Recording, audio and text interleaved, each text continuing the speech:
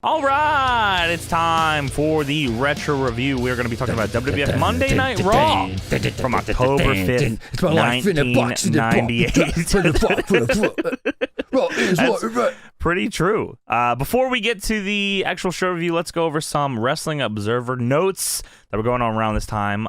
In the Observer, on October 5th, 1998, we have some things here. James Pulse Darnell Jizzy Dizzy got all these for us, by the way, so shouts out to James. Awesome. And I have some Pulse side notes in some of these, by the way. I don't know if I'm supposed to be reading these or not, but I'm going to read them, and if he wants me to keep them in, keep them in. Okay, yeah. On the Observer, October 5th, 1998, as expected, Scott Norton became only the third American ever and first in more than 7 years to win the IWGP Heavyweight title when he scored the pin on unlikely main event opponent Yuji Nagata on the New Japan Big Wednesday show on 9/23 at the Yokohama Arena before 14,000 fans. That's pretty fucking crazy. Whoa, that's awesome. Scott, this was during the WCW New Japan deal, right? He was probably part of NWO Did he ever, squad, right? I don't know would you know this? Did he ever come out on WCW TV with the IWGP belt? Ooh, I feel like I've seen that belt on WCW, but I'm not sure that he was the one that had it. Yeah, I don't know either. That'd be interesting. Maybe someone can let us know, or you can take a look while I read this. I do remember there was the NWO B squad or C squad or something. Sure, he was definitely B team. Yeah. There is a photo of him with the title on Nitro. I guess this is Nitro. I'll send was you it the Thunder? photo. If they put the IWGP title on This is Thunder? the photo I see here, so I'm assuming it's Nitro. Oh yeah, that's definitely Nitro. Yeah. Oh wow. That's so weird. You know what? I think I've also seen a picture of Virgil holding that belt too. Oh, that's awesome! Yeah. So yeah, it might have been from the same show actually. Oh, because people were mad that somebody else was. What was going on? There was something in AEW. Yeah, something where weird. Kenny. Yeah. I don't even remember. Something going on. Like Michael Knockouts, I was holding one of Kenny's belts, and then they were mad. Maybe. And then someone posted a picture of Virgil holding Virgil the IWGP. Okay, that's what it was. Okay, go on. While this is not confirmed, this does come from people very close to the situation that the Giant is either very close to or has completed a deal to go to the WWF. He's been talking loudly about it for weeks, and some think he's doing that more as a way to get Bischoff's attention and make sure the rumor gets started. So Big Show is coming in pretty soon here, and as you know, he shows up in February at St. Valentine's Day Massacre, so it's pretty... Don't call it a comeback. Pretty No, but Big Show was very unhappy with his pay, and they said, I don't think you need any more money. Fuck. Yeah, well... That's literally what it was, because he's like... Worked out for him, I think. Because he was on the same level as Hogan at some points during his... Because he was champion and whatever, and he's like, I should get paid as much as Hogan. And they're like, you're like... That doesn't work for me, brother. Like 1 year in the biz, brother. Come on. Yeah. Here's a fun little one. Raven, Chris Jericho, and Disco Inferno will be appearing soon on an episode of The Dating Game. Pulse says here we should watch this, so maybe we'll watch that at some point. The Dating Game, whoa. The Dating. Bret and Owen Hart did work together on an episode of the TV show Honey, I Shrunk the Kids, and Pulse says, we should watch this too. Honey, I Shrunk the Kids, a TV show? Okay. Yeah. The 90s were different, man. They made a TV show out of movies all the time. I wonder what Bret and Owen were doing. You think they shrink Bret and Owen? Little baby Bret and Owen? Whoa. And they maybe think they're action figures, but they're not. They're actually people. Whoa. That'd be crazy. They're like playing with little Bret and Owen, but they're actually... You got one of these, They're wrestling in like a tiny LJN ring or something. Oh, my God. That would be... Oh, why don't we write for this show? That'd be crazy. I know. We should bring back Honey, I Shrunk the Kids. Honey, I Shrunk the Bret. WWF is working with A&E on a movie about the life of Andre the Giant. Should be one entertaining work of fiction. Is that in the... That's what it says. That's, I think Meltzer What's wrote awesome that, is that this is still true today. Whenever WWE didn't works they do one of those recently? When WWE works on something, you're like, we'll see how they spin this to benefit them. That's funny. From The Observer on October 12th, 1998, which I believe is a week after the episode we're about to watch here, or so. Kurt Angle, who signed in August with the World Wrestling Federation, who captured a gold in freestyle at 220 in the 1996 games, is attempting to make pro wrestling a full-time career. Yeah, I don't think it's going to work out. Yeah, it'll never work out. I just don't see it. He should go work at the bingo hall with Raven and Taz and Tommy Dreamer. It's very crazy because he could have just flopped when he was like, I'm getting booed. This isn't working. Yeah. But he's awesome. Both Raw and Nitro have garnered more mainstream publicity stemming from how the Monday Night Wrestling ratings war has affected the ratings for Monday Night Football, which is pretty interesting to think that, like, I mean, because now I feel like every time a show's running against football, it's like, that's a crutch. Like, oh, this didn't do well because of football. Right. But now, back then it was like, Football's getting fucked by wrestling. That's awesome. Yeah. Jaguar Yokota, 37, will have her final match on 12/26 at Tokyo Araki. Fuck, I fucked that up. Fix that. Tokyo Coliseum, as part of the interpromotional show that Japanese TBS will be carrying as their experiment to see if women's wrestling can be primetime television fare once again. Her opponent will be decided in a fans balloting, so there's a good chance of the first ever meeting of Yokota versus Manami Toyota as the main event. Paul says, I saw Jaguar Yokota wrestle at a Diana Dojo show in Japan in 2019, LMAO. Whoa. Which is pretty fucking crazy to think that, like, she was still working in 2019 when she was a part of like them testing out to see if women's wrestling and she will was be 37 like a at the time. They're 37. Yes. Unbelievable. Whoa.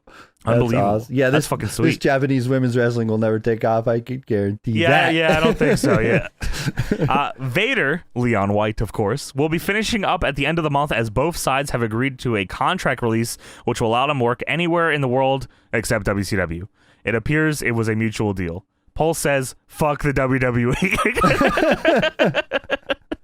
Damn, man. I mean, and we'll talk about it on this retro show, but how the fuck did they fumble on Vader so hard, man? God damn. I mean, there's theories left and right about what went wrong with Vader, but yeah, Sean happened, Tony. You're no, fucking boy. Sean would never do that. He was a good, clean Christian boy. He would never do that. And lastly here, a little bit about the ratings. On October 5th, Raw did a 4.549 rating, which is a 4.52 first hour, 4.59 second hour, and a 6.82 share. I don't know what shares mean. Do you know what shares mean? I have no fucking idea. I don't know. Great. Somebody explain it to us. Maybe it's Nitro, both shows together, sharing a crossover rating gets a bump. I don't know. I'm just guessing. I'm not smart enough for that. So Raw did a 4.549. Nitro did a 4.546. That's whoa. Disgustingly close. 4.81 in the first hour, 4.34 in the second hour, and 4.49 in the third hour. Over the head-to-head, 124 minutes, the Nitro average was a 4.42, so it appears to be one of those nights where more people watch Nitro, but that Raw won the ratings. Interesting. Huh. Oh, because the third hour probably brings him down or something, I think so. Or so whatever. Before we talk about this Raw that did a 4.549, Tony, why don't you run down what happened on that Nitro that did a 4.546? All right, we got that October 5th, 98 edition of Nitro was held in the Carolina Coliseum, Columbia, South Carolina, WC. South Carolina. WCW. James might have been there. Territory. Long show, 3 hours. So we had Saturn defeated Liz Mark Jr. Okay. The Cat defeated Kaz Hayashi with Sonny Ono. These are all like 2-minute matches. In 2 minutes, like, yeah. too. Hoovy defeated Jerry Flynn, not Jerry Lynn. Jerry Flynn. All right. Rat defeated Villano 5. Viano. Right? Yeah, Viano 5. Damien defeated Hector Garza. Oh, winning a no contest in 1 minute 12 seconds. Someone must have ran in can assume on it's that. NWO or something. Yeah. Kidman defeated Psychosis to retain the WCW Cruiserweight Champion. They gave this one 10 minutes. So that sounds like it'd be fucking sweet, actually. Longest match of the night. Rick Steiner defeated Brian Adams with Scott Steiner. It must have been the Rick Steiner, Scott Steiner feud going on 6 minutes. Yeah, early NWO turn, yeah. DDP defeated Canyon with Raven via DQ in 7 minutes. That sounds good. That sounds really awesome. The Disciple defeated Lenny Lane in 2 minutes. It does not sound awesome. And Bret Hart versus Sting ended in a no contest for the WCW United States. Of course it fucking did. What a way to end the show. NWO shenanigans, probably. I don't know. Yeah, I'm sure. Oh, you know what? I think that was the episode where they did the Hogan Warrior mirror spot, by the way. Oh, really? I think so. Yeah, I think it was. So I wonder how that, what part of the show that was on. What's this? Arn Anderson with this kid. I don't know. Is that Brock Is that Brock Anderson? That's what I'm wondering. We're looking at an image gallery of that Nitro, and there's some like clips. There's like a forklift thrown over a limo. Eddie Guerrero smacking his ass. Brawling on a top of a pool table with Conan watching. Yeah, there's like a barroom brawl. Bret Hart has Sting has Bret Hart and a Scorpion Deathlock in the back. So I don't know what happened on that. They're flipping a car. Did you say that? Did you say the car? Yeah, they are flipping a car. What's the Eddie Guerrero butt thing? Is he like, screw the WCW? I hate WCW? Yeah, probably something. Tell him to kiss my ass or something. Yeah, okay. Yeah. All right. Well, there it is. There's Nitro. All right. WWF Raw, October 5th, 1998. We get a recap of Raw from last week, which this era, I feel like there's probably a few months here that have legitimately just all-timer segments. They were banging on all cylinders here. They're putting out like the best, not match wise, but storyline wise. Is like Sure. Austin could do no wrong at this time, and it was. You could do fantastic. anything with Austin, and it was fucking gold. This last week on Raw, Austin Vince came out with the Smoke and Skull title and says, Austin, come out here. We want you to be out here for the crowning of the new WWF champion. And I don't know if this is the first time they showed that WWF title, the Big Eagle, but they had it in the little case thing. And Stone Cold comes out in a fucking Zamboni and drives it right up to the ring, smashes into the ring, gets on top of it, flips everybody to the bird, jumps off of it and clotheslines Vince, which is fucking all-timer. Ridiculous. That's like an all-timer. He pushes the ring, like the ring goes back. It's crazy. Stone Cold gets arrested, and of course he's getting brought to the back. He's saying, I ain't through with you, Vince. I ain't through with you by a long shot, which is, again, another all-timer line. So it was a triple threat from In Your House breakdown? Yes. Was it breakdown? Yes, it was breakdown. They basically had like a non-finish, I guess, and then Vince ran away with the belt. Taker and Kane right? both pinned Austin. Vince just runs away with the belt, I think. It was Taker and Kane both pinned Austin. Right. So Austin lost the title, and Vince was looking to crown the rightful champion. Vince says, Taker and Kane, you both didn't live up to your end of the deal, and I'm not going to live up to mine. So they're, talking shit and all. Taker and Kane turn their back. Vince flips them off, but Taker looks back and catches them doing it. Oh, and then no. Taker and Kane both start whooping his fucking ass. They beat the shit out of him. He must have said, you better send it. Dude, Taker picks up the stairs and he breaks Vince's legs. And as he breaks Vince's leg and Jerry's, oh my God. I don't know how they do this. Some of the stuff they do in WWE, I don't understand how they do it. How do they make it look as good as they did without actually breaking his fucking leg? It looked fucking sweet. They should have just broke his leg. Maybe they just did. I don't know. Yeah, it was crazy, dude. And then we get to the intro. Bombs go up. With the flaming ring in the warehouse, which I always wish was like a thing in a game, like you play in there. That would be so good. I feel like Warzone had like the warehouse feel, but they never gave us the ring. That was cool. You know what's weird? They do the thorn in your eye, but it doesn't go into it goes into X-Pac's theme because X-Pac is out here first. Dude, every time I fucking hear X-Pac's theme, I rewind it 4 times because I swear I hear boo X-Pac and I'm like, no way. And I go back and it's not. It's not. But every time I hear it right away, I always think it says X-Pac. And I'm always jamming out to it. I'm like, X-Pac. Oh, that fucking What do you mean? X-Pac. He came out to Your Disease by Saliva here. That was his theme song.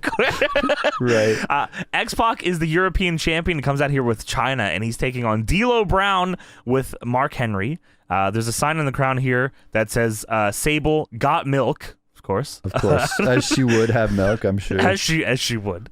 Last week, D'Lo pinned Edge in a 4 corners match, which I guess was a 4-way match, I think. Sure, maybe tags. I don't know, maybe. Yeah. The European title is on the line here, by the way. Every time I watch a D'Lo entrance from this era, it just reminds me how much I fucking love this fucker. D'Lo's awesome. The head bob, the swag, he's swaggered out of his fucking mind. The chest protector and everything, dude. Yes, the chest protector. It's fucking sweet. And I think of the European title, I always think of D'Lo. He's like, and that title, by the way, underrated title. I think that title looks awesome. The European title? I think it looks really good. Yeah. I think it looked really good too. Yeah. I think it's sweet. I always love that title. Everybody talks about the Intercontinental title, but I think the European title might be looking better. But ooh, that's strong. That's a strong. We should bring the title there. Belt segment instead of the theme song segment. We should have a title belt tournament. Oh, that'd be fucking cool. Yeah, we could have people vote on it. That'd be crazy. Write that out. Yeah, don't steal that.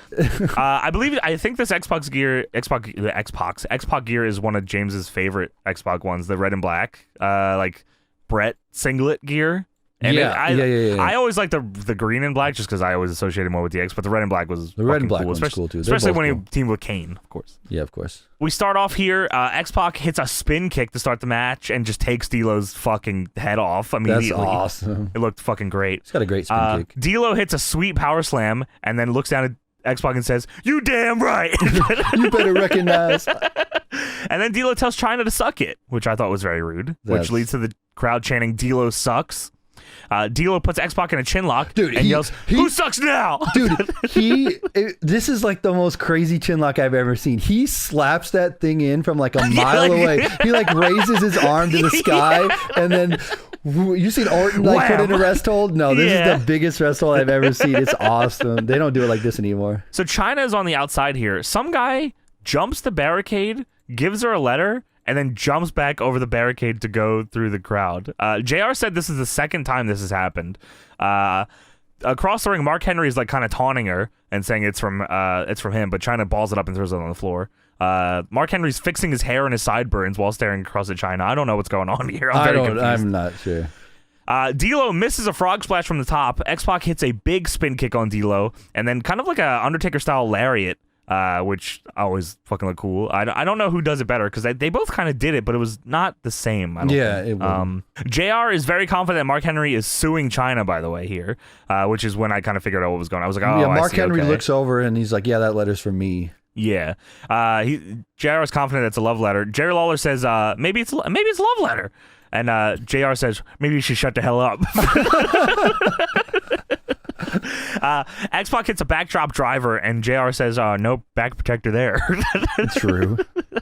X-Pac hits D'Lo with a Bronco Buster. The crowd goes fucking crazy for the Bronco Buster. Like, maybe one of the biggest pops, not Stone Cold, on the show. They love putting the junk in the face. The penis. Yeah, sucked his boss.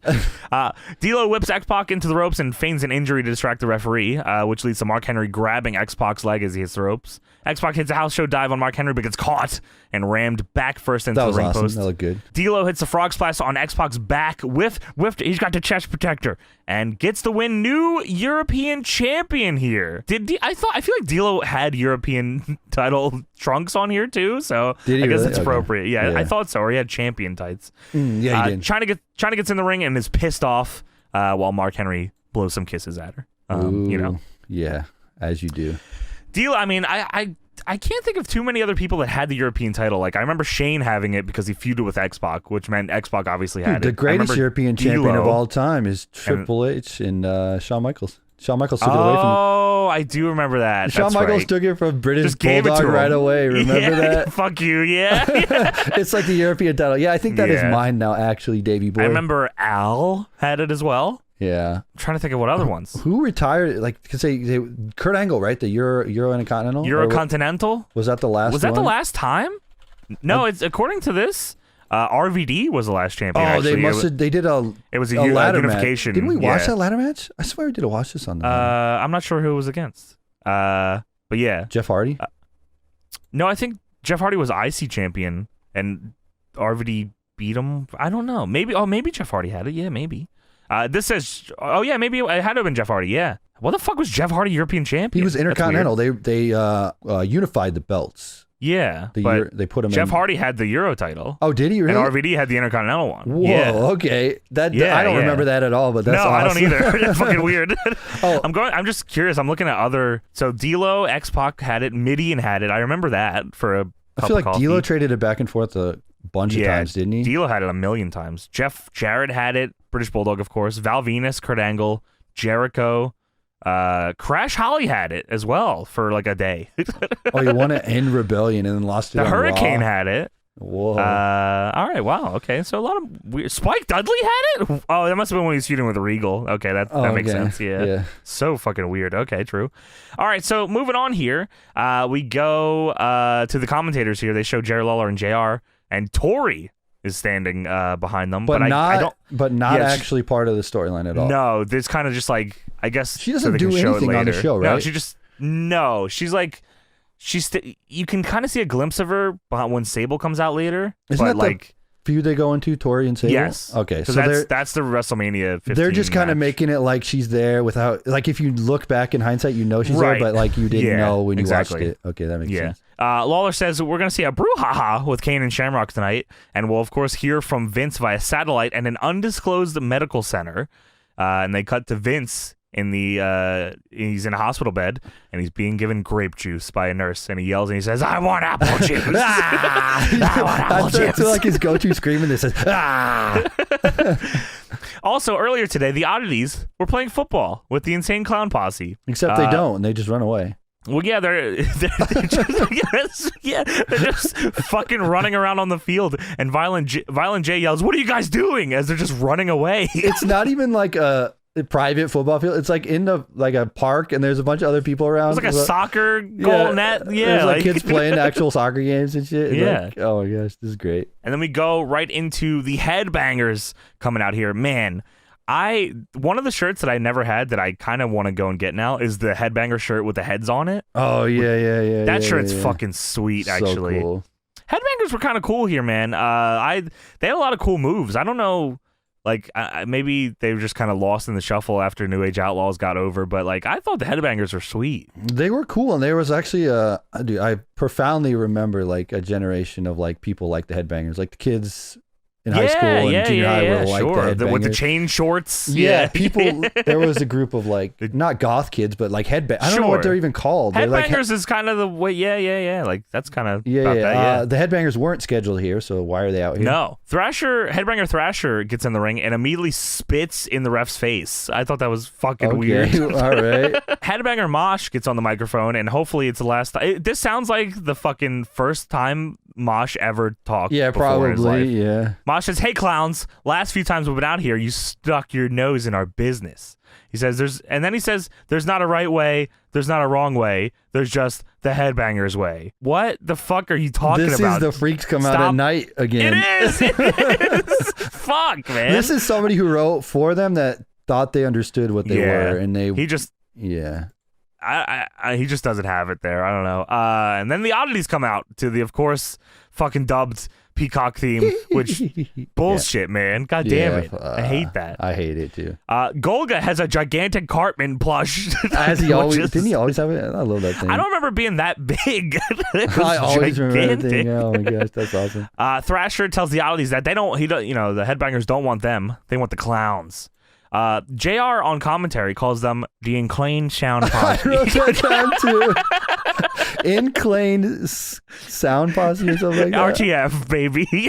Certainly the Inclined Sound Posse aren't wrestlers, they're musicians. I'm like, oh my god. Eventually the ICP do come out and make their way to the ring. Big fucking pop for them. Very over. Violent J in the FUBU jersey, of course. Of course you would. Tremendous. Shout out to Kevin Nash. Headbangers tell ICP to send the oddities to the back, which they do in the end. And Thrasher says, send them to the back and we'll show you what real heavy metal is all about. Oh, brother, no. That line sucks so bad.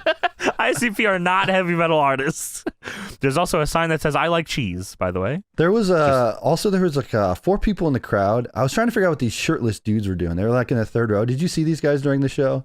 I saw the shirtless dudes, but I wasn't like fully paying attention, though. There were like 4 or 5 shirtless dudes, and they were like, the letters were SWOKI or something, or SWOs, and I don't know what it meant, but maybe they were not standing in the right order or something. Maybe they were just drunk and standing in the wrong order. I don't know what they were trying to get over, but they would always stand up during matches and stuff, and I saw them. Unless it's like I don't know. There's a lot of fraternity stuff here too in the crowd. Yeah, that's what I'm thinking it might have been, but I'm not sure, but I was like, okay. The ICP get into the ring, and the Headbangers just start fucking stomping them out here.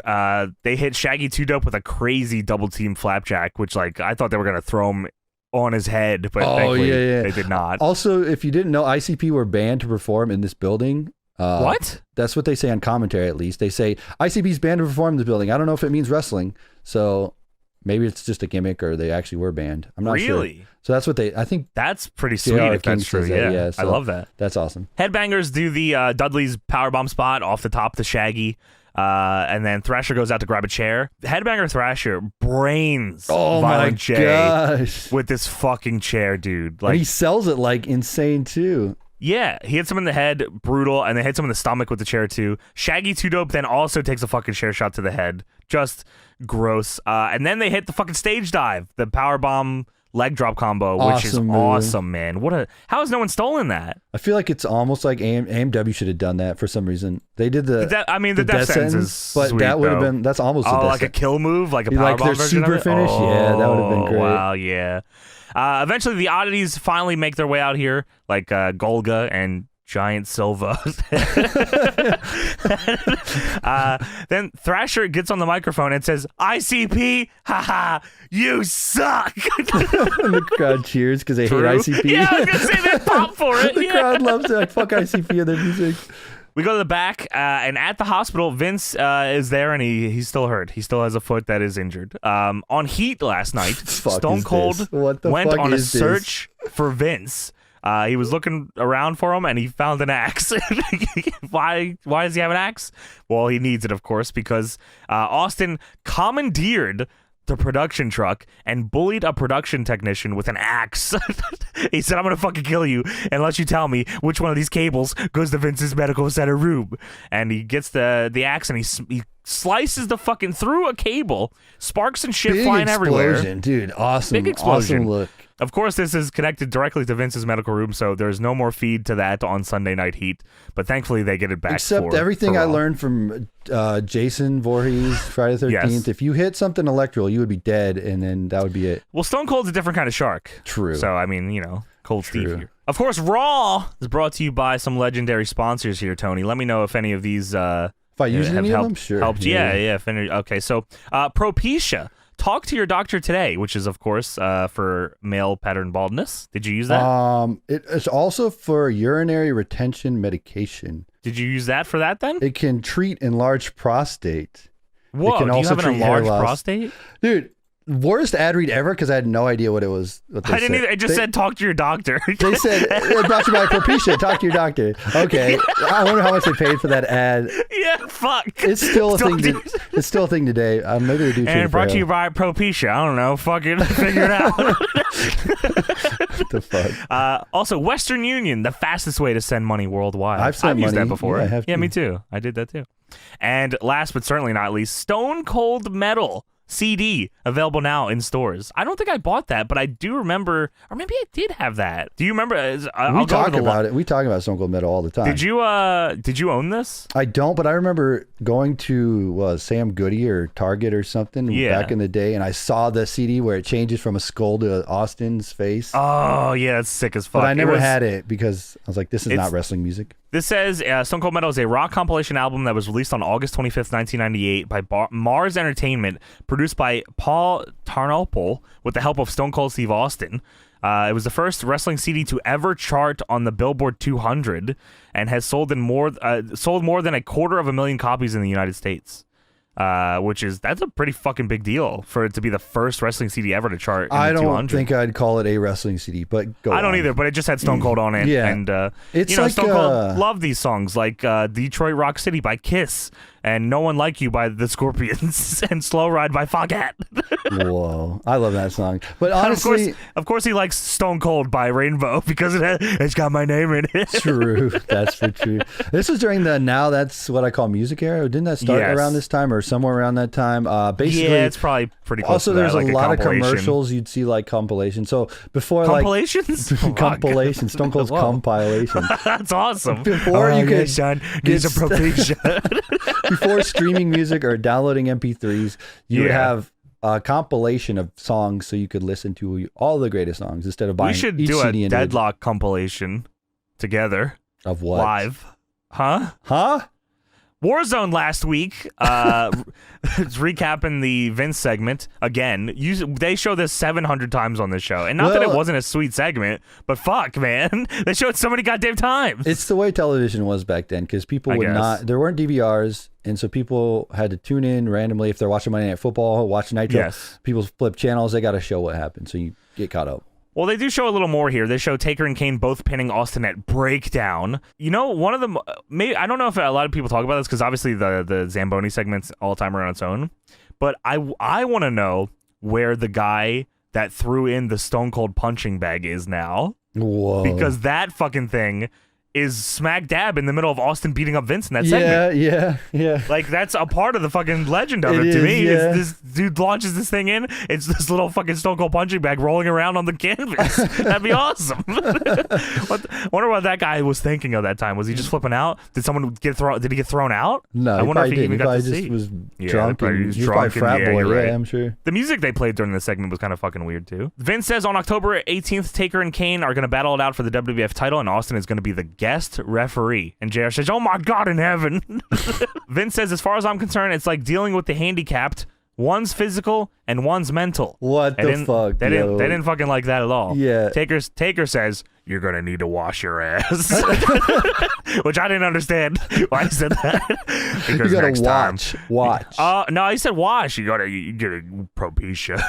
So you gotta, because next time you get out of line with either one of us, you're gonna be the one handicapped, and that I will promise. I was like, oh shit, you better wash your ass, motherfucker. Whoa. And then that's when Vince flips both of them off, and then Taker catches it, and they fucking whoop his ass. Shatters leg with steel steps. And they show. So the word is Vince.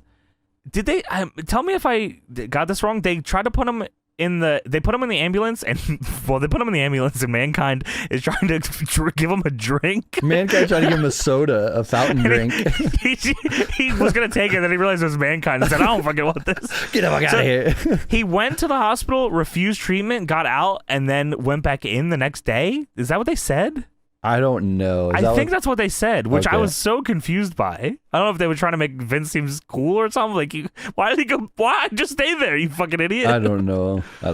We go back to the medical center because it's not a hospital; it's a local undisclosed medical center because maybe they don't want don't want any visitors. Yes, Do not. of course. No, nobody comes. Well, the nurse comes in and says you have a visitor.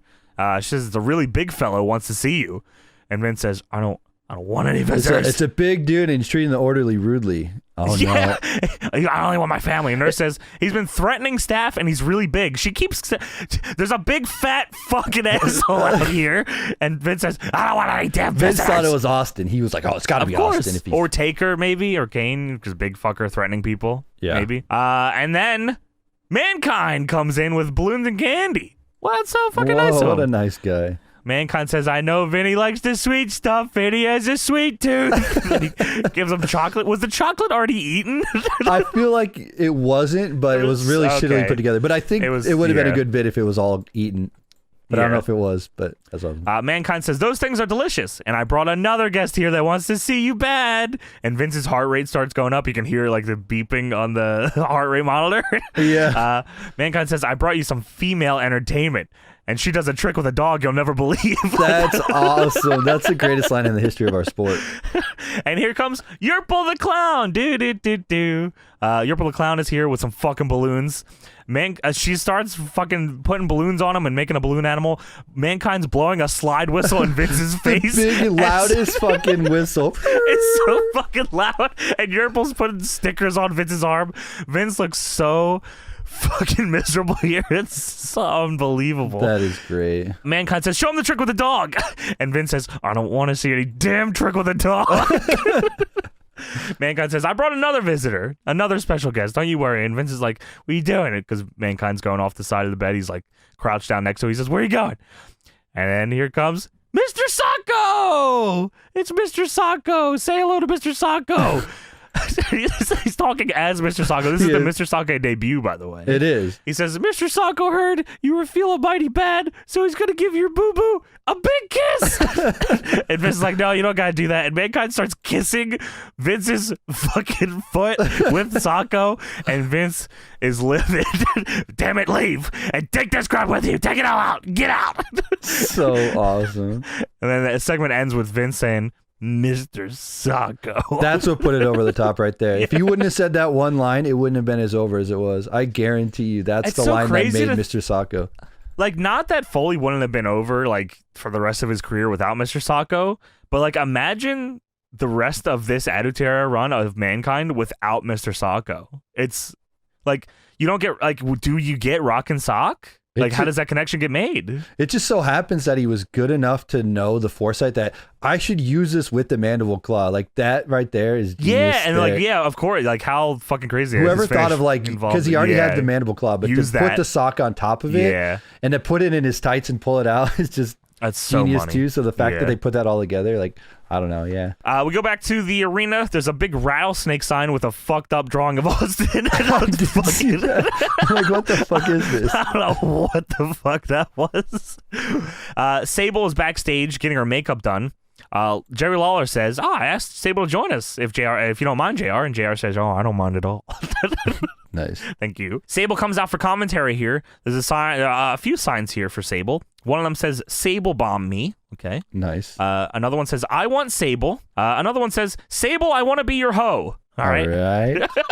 Cool. And this is where you see the shot of Tori standing behind Sable commentary, but it's Yes. kind of just like a brief little glimpse here. Nothing, Yes, it was cool because like Nothing crazy. you can see her now, but back then you didn't know. Yeah, which that's like I can't think of the last time something like that like has happened, like an angle like that. Like where where they're in the crowd they kind multiple of weeks lay before. like they lay like that out for a brand new person that nobody like even recognizes. Because like they did it with Raven and WCW, like sitting in the crowd, but everyone knew who Raven was. Yeah, but then they usually do it when they're like, oh, we need someone from the audience to come in, and then it's like Santino or whatever. Right? You know what I mean? Oh, it's just like sure. Yeah, he's that there makes one sense. time, but not multiple times. And Sable will also be on Pacific Blue. What about La Femme? How about La Femme Nikita? We talked about Pac Blue and How about Sunday Night Silk Heat Stockings? and all that stuff. Yes. Fun fact, I just wanted to put this out there. This better be fun. If this isn't a fun fact, just for the I'm Sunday Night editing it Heat out. thing. Sunday Night Heat was already a USA thing before WWE joined it. It was just a Sunday Night Heat thing. Oh, I saw J Rose on Twitter was talking about that. Like actually looked into it, and like it was like a thing before WWF was doing it. Yeah. Yes, and that's then so crazy. He'd actually replaced. I think it might have replaced La Femme Nikita or one of those shows. No. In the time slot, and it was only supposed to be there because that show was on a break, I think. And then season break. And then they did the 6-episode season break or whatever. But then they're like, okay, there's Sunday Night Heat. So figured I'd put that in there when we were talking about. Shout out J Rose for looking into that. Shout out to Pacific Blue. Shout out Silk Stockings. Yeah. Up next, we have Vader taking on Mark Mero with Jacqueline. I guess Mark Mero and Sable are feuding here, and Jacqueline's kind of involved as well. Yes. It's time. It's Vader. Time. This Vader entrance is so sick. He comes out like pretty much dancing, but he's like fucking awesome. I love this fucking guy. Also strange, Vader gets to the bottom of the entranceway and points at a sign. I'm like, oh, that's weird. And then pans over the sign. The sign says, I wet myself. What the fuck? I don't know what's going on. I had this written down the first time we see Vader on Raw. Is this like a return, maybe? Is that what's going on? Is that what they said? I wrote that down, but I don't know why I wrote that down. Because he was there, and then was this the first time? Are you sure it wasn't the last time he's on Raw? Maybe, but that might be it, because I it's probably around this time he's gone. Maybe that's what I wrote it down. Yeah. I'm not sure, but yes. Sable on commentary says she wants to be the WWF Women's Champion. And Jerry Lawler says, you think she's a disgrace, right? About Jacqueline. And JR starts yelling at Jerry Lawler for sitting too close to Sable. She said, would you please slide on over here? Just right up against her. We start the match here. Vader is punching Mark Mero in the ropes, then whips him into the ropes, but Mero grabs on the ropes and bails. JR says Vader has had bigger sandwiches than Jacqueline. I don't know if that's true. We have to look into that. I'm sure. All right. Vader hits a running fucking titty attack on Mark Mero and kills him with it. Destroys him there. Mero fucking bails to the floor again. JR says the rumors have it that you're training to wrestle to Sable. Sable is trying to be the women's champion. I hope she's fucking training to fucking wrestle. They completely like bury her on this. Like it's I heard you want to wrestle there. I don't know what they're doing. She was never a wrestler, but she wants to train and be the champion. And now apparently, I heard you're in training. Yeah, I just said I want to be the champion. What the fuck? Very rose to the top ass. Jeez. Wow. Vader, as I said, killed him with that. Jacqueline on the floor gets on Vader's back to choke him while Mark Mero punches him. The referee just watching all this happen. Nobody gives a fuck. Yeah. Speaking of not giving the fuck, the crowd is chanting for Sable because no one, again, gives a fuck about this match. Mark Mero taunts the crowd, and Sable's smiling at him the whole time. So it's kind of like, I don't know if she's just a bad worker or if she doesn't have a good acting face, because Mark Mero's like taunting at her, and she's like happily smiling. It was kind of like, all right, whatever. I don't know. She's kind of like, yeah, whatever. That's the kind of her attitude. Vader hits a big splash in the corner, followed by a clothesline, then hits a splash on the canvas. Jacqueline gets onto the top rope, dives at Vader, and almost fucking dies. Fuck, that Vader is a beast and caught her. Like, she almost overshot it. Unbelievable. He doesn't do anything, though. She just sets her down. He just puts her down. Yeah, it doesn't slam her or anything, just catches her and puts her down. The ref gets distracted by getting Jacqueline out of the ring here, and Mark Mero low blows Vader. Mero goes to the top and hits the fucking shooting star press, which they called the Marvelocity. Whoa, which that's is crazy looking. That's an awesome name for a move, but I don't remember him doing the shooting star press. I always remember the TKO. I remember the shooting star press, but I don't remember it like looking like that. It looked crazy. Whoa, it looked like a No Mercy modder made that move. It's not in the game, but you just put it in there. It's so weird looking. For some reason, Mark Mero pulls his tights up really high. Oh, by the way, Mark Mero won, by the way. Mark Mero beat the Vader. Marvelocity. With the Marvel. Mark Mero beat Vader. Now let me say that one more time. Mark Mero beat Vader. Okay, he did a low blow, then Marvelocity. You can't kick out of that. Mark Mero pinned Vader. You can't kick out of a low blow into Marvelocity. What the fuck, Try man? It. Dude, Vader was a big fat piece of shit at this point. Cool, that's not.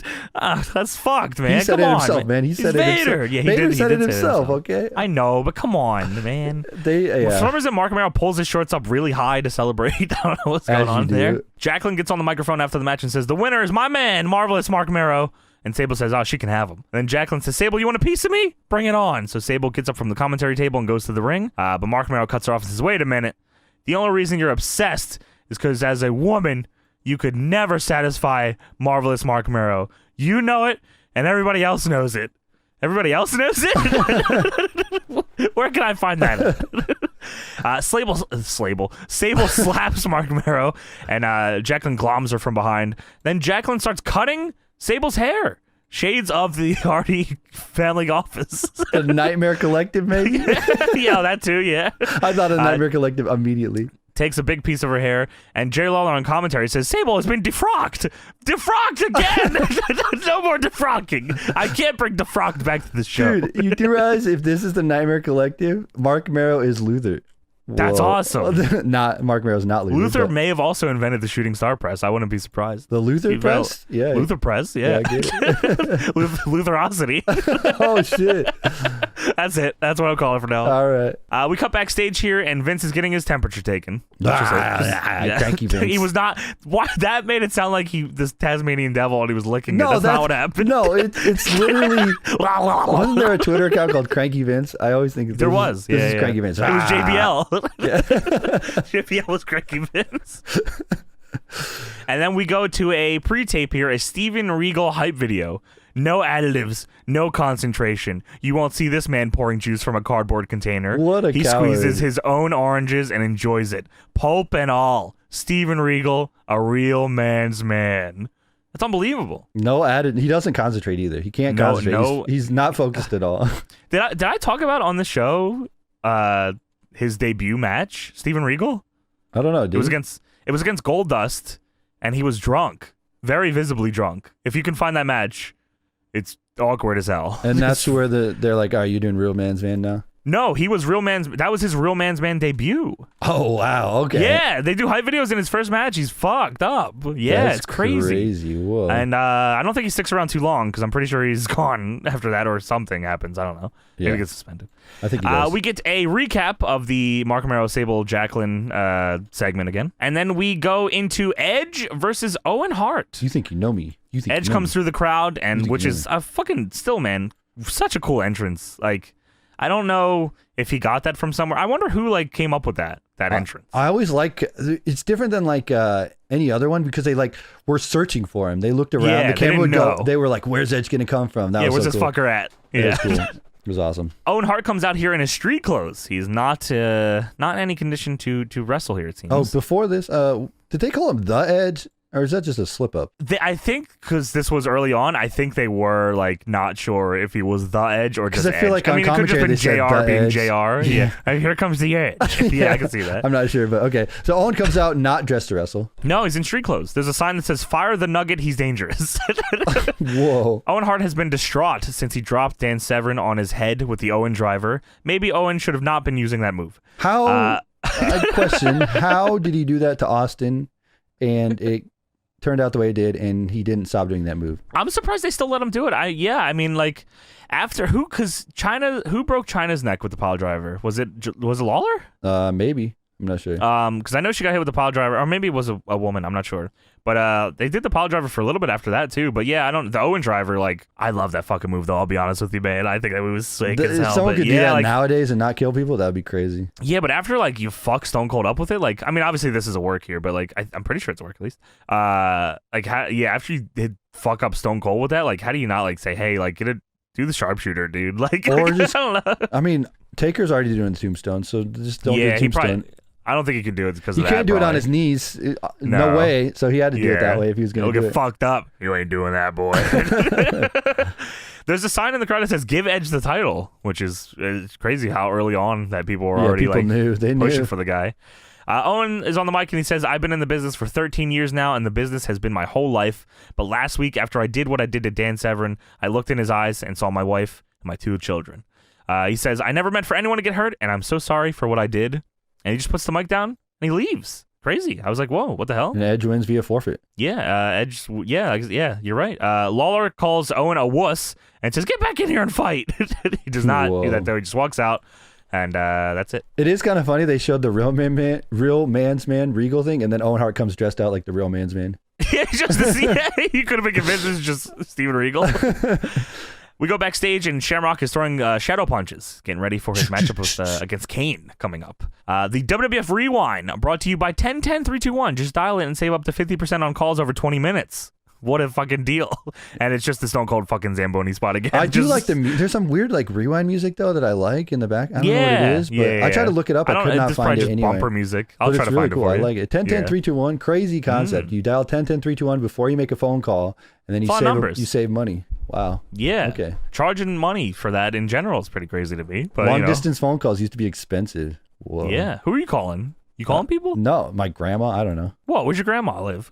Chicago. That's awesome. So I called her long distance. It was crazy. Wow. Expensive. What a good fucking grandson you are. I never called my grandma. I know you take it 3-2-1. What the fuck? You fucking made it. Oh, fuck you, Tony. What? No, I never did long distance. What are you talking about? No. I thought you were calling your grandma, being a nice little grandson, you little fucker. Now you're not. There was one. I don't You're know if a scum. Just flashback. There was like another number you could call. Was it 10-10-3-2-1 or one like that? It wasn't collect, right? COLECT. You could call it from a payphone and not have to put any money in the payphone, and then you could wasn't that 1-800 collect? Was it? Okay, maybe that was. Okay, yeah, okay, yeah. All right. It's free for you and cheap for them, right? That's their whole Hell thing. Yeah, Stone Cold. Oh yeah, baby. You didn't dial collect when you called me. Stone Cold and D-Lo. Oh yeah. You didn't dial collect when you called me. I'm sorry, Austin. Remember I'm that? sorry. Yeah, that fucking awesome. rules. Wow. Oh my gosh. That just unlocked a memory in my head. Holy shit. Shout out to 10-10-3-2-1 and any of those phone things that they survived as long as they did. Whoa. Michael Cole is trying to catch Owen at backstage, who he's leaving with his bag. And Michael Cole says, "What's going on?" And Owen says, "It's over." Where was Owen going? Was he walking to his car? Or was he just walking? He was just walking. He was going to fucking pick up a ride. Yeah, I don't know. Also, Michael Cole's in the WWF No Mercy 64 fit. So there it was. Was it? Oh my God, I didn't even realize that. Denim, Denim Dan, yeah. Wow, the whole thing, you're right. That's amazing. Yeah, whole thing. Up next, we have Kane taking on Ken Shamrock. During Kane's entrance, we have a picture-in-picture of Vince in the hospital bed, which was fucking weird. You gotta know he's watching this live. He's just watching it, yeah. We start them, and dude, Ken Shamrock is so jacked. So fucking big here, man. Unbelievably big. I feel like every time we talk about Ken Shamrock, I say this, but damn, dude, like, they couldn't have found one way to give this dude the title. Dude, even he talks about it like him and The Rock were like on the same level at one point, I feel like. Yeah. And then The Rock just took off and he was left behind. They were, at one point, I feel like he did have he had one or two world title matches, but he never won the title. I think he had a match with Shawn Michaels. I think so. I think, but he never. I think around the time of the screw job, it was floated for Brett to drop the belt to Shamrock. I think that was one of the things Brett suggested, by the way. Damn. Yeah, I know. Yeah, crazy. Dude, James said, he wrote this as JR saying this, by the way, so I'll say it, but I don't remember this being said. A lot of Undertaker fans are blaming Kane for Undertaker fucking sucking. Sure. So I believe that. So the match starts off here. Shamrock is throwing leg kicks at Kane. There's a big "I just did your sister" sign. I thought that was pretty sweet. I did see that. Shamrock goes to Rana Kane, but Kane catches him in a fucking power bomb. Not the big Luth bomb though, just the regular just big power bomb. The 10-10-3-2-1 double feature is the power bomb, of course. Nice. While this match is going on, there's two guys in the front row doing worked moves, and a guy lariats another guy. Nice, I missed that. That's awesome. Yeah, I thought this match was super fucking whatever. By the way, it just is what it is. Yeah. Eventually, Kane hits Shamrock with a big boot as Undertaker is coming down to the ring here. I was thinking about this while watching this match specifically. When did they start doing commercials during matches? Like, when did that start? They usually did not, because they would always have... Because during this time, they definitely didn't. They didn't, and I don't know when they... Maybe it was just when they had big went to segments. Spike, you think? Big segments, maybe? I don't know. Maybe. I don't remember matches really having commercials, unless they were maybe like 2-segment, maybe. Maybe all these matches were so short that's why it wasn't that way. They booked it so you wouldn't have to miss any, you know what I mean? Maybe main events sometimes, but I don't even know that. Yeah, I'm not sure. Shamrock hits a few heel kicks on Kane that hits him with a Rana eventually. which is Shamrock doing a Rana always looked cool to me. Yeah, before this, I was going to tell you, you were saying the match was like a lot of nothing. I guess it was kind of whatever, yeah. What I was going to explain was there was a lot of Kane choking Shamrock, like double chokehold and then chokes him just on the ropes. Laying him in, laying on him. Yeah. So there was that. That's strange. What the match was. Yeah. Kane sits up immediately after getting a Rana. Kane goes to the top rope, and Undertaker gets on the apron. Kane's going for the big clothesline. Shamrock gets up to take a swing at Taker. Taker jumps off the apron, but pulls the top rope down at the same time, and Kane gets crotched on the top rope. Was it an accident or was it not? Oh, good question. We don't know. Taker leaves immediately after that, by the way, which I was like, oh, okay, true. And Shamrock goes up top and hits Kane with a fucking belly to belly off the top. Top rope belly to belly, dude. Yeah, what the fuck? Great. And Kane kicked out at 3.1, which I thought was sweet. Top rope franchise. I thought that was that was kicking cool. out 3.1. Whoa. Yeah, I love that shit. More people need to do that. But he's still pissed about why Taker knocked him off. But yeah, Kane. I mean, those are two big fuckers to be doing that. That was cool. I wasn't sure. I had to actually go back and see what it was because I thought it was a superplex, but I was like, no, this is like it wasn't a perfect belly to belly. Maybe more like a hip toss, but it was kind of, I think it was meant to be. If you're gonna be Kane, you got to do a top rope belly to belly because sure. I mean, the belly Shamrock. Not to discredit that move. That move was awesome. I thought that. The way he did it looked awesome. Yeah, I love the belly to belly. I do too. Backstage here, we have Terry Runnels and she's Pigtails. sitting there, and it must be cold. There. It must be cold. Very cold, always with Terry Runnels. Yes. And then Val Venus' head comes up from the bottom of the camera, and he says, "I found your wedding ring. The kitty cat was playing with it." Okay. Huh? Right. I wrote, huh? What? Yeah. Thank you, Val Venus. Here's your wedding ring. You were fingering your pussy, and here's your wedding ring. That's also, JR says Stone Cold's going to talk about how he got shafted out of the WWF title match, which I thought was inappropriate. Very inappropriate. And then they have an up next graphic that I posted on Twitter because it's fucking weird as hell. Fucking crazy. So most of it you can tell like who's fighting each other, but it's a picture of Val Venus standing there with his arms folded. It looks like he's completely naked. Then this weird Terry render they used, which I don't know. It's like it was just kind of. It's almost like a prison photo. I don't know. A spare one. Yeah, it's weird. And then Gangrel just staying there in a leather jacket with his tongue sticking out, and it says "Up next." If you see that graphic, you have no idea the context of that. Weird. What the fuck is going on? It looks like something they would have on like Jerry Springer, like showing what was coming up next. Yeah, which maybe what they were going for, really. Dude, this is crazy. So we have Val Venus with Terry Runnels taking on Gangrel with Christian. Christian is out here. There's a sign that says, "Hey Val, teabag bitch." I don't know what that means. Okay. Val gets on the mic here and says, "Michigan State was home to the legendary Magic Johnson. Well, tonight, with the big Valboski in town, it's home to the real Magic Johnson." So I'd ask myself, JR says, "What do you mean by that?" I wonder, awesome. You know what's weird? So Gangrel comes out here with Christian's fucking Sweet Brood entrance. No. I wonder how, huh? This is not Sweet Brood entrance. No fire. Oh, yeah, come no on. Fire. No. They had candles. No, listen. They had the candles. Listen. Gangrel does not come up from the thing. No, maybe it wasn't it's there the yet. set. Is the set not able to allow them to do that? No, I don't think they were doing it yet. Gangrel crouches down under this fog. And I don't remember that part. Stands up so he can look like he's at. Yes, go watch it back. He is crouched down and he uncrouches up. Not the cool Brood entrance, but still Ascension cool. style. Yeah. I wonder how different the like perspective of Gangrel in the Brood would be if they didn't have that song. Yeah. Because the song really. I don't know if it made them. Obviously, they like look cool and all, and the presentation was cool. But like that theme music is what people remember them for. Yeah, for real. Know? Iconic. Fond memories of that. Yeah. As I said, Christian comes out here. JR said he's the younger brother of Edge. And JR also says, "King, I think we need to read up on the Gothic lifestyle." He also says, I think it's JR. He says, "This rascal's different." Is that what he says? Yes. I'm like, okay. We get into the match. Val hits the Val Venus kitchen sink WrestleMania 2000 move. I don't know what to call it. Yes, I know what you're talking about. Hits the Russian leg sweep. Val then does the grind, and Terry Runnels does it as well. I think JR calls Terry a Jezebel here or something. Yeah, of course. Why not? Oh, a tramp. He calls her a tramp. I was like, what the? Yeah, I don't know why. The crowd is just popping for Terry Runnels even walking in their direction, by the way. They're doing stuff in the ring here, just kind of going back and forth. JR says, we're going to focus in the ring for a while. No dueling 45-year-old microphones here. Okay. Are they getting in their headset from Nitro? What's going on? Yeah, I guess so. Fuck WCW. There must have been a promo between like Hogan and somebody backstage.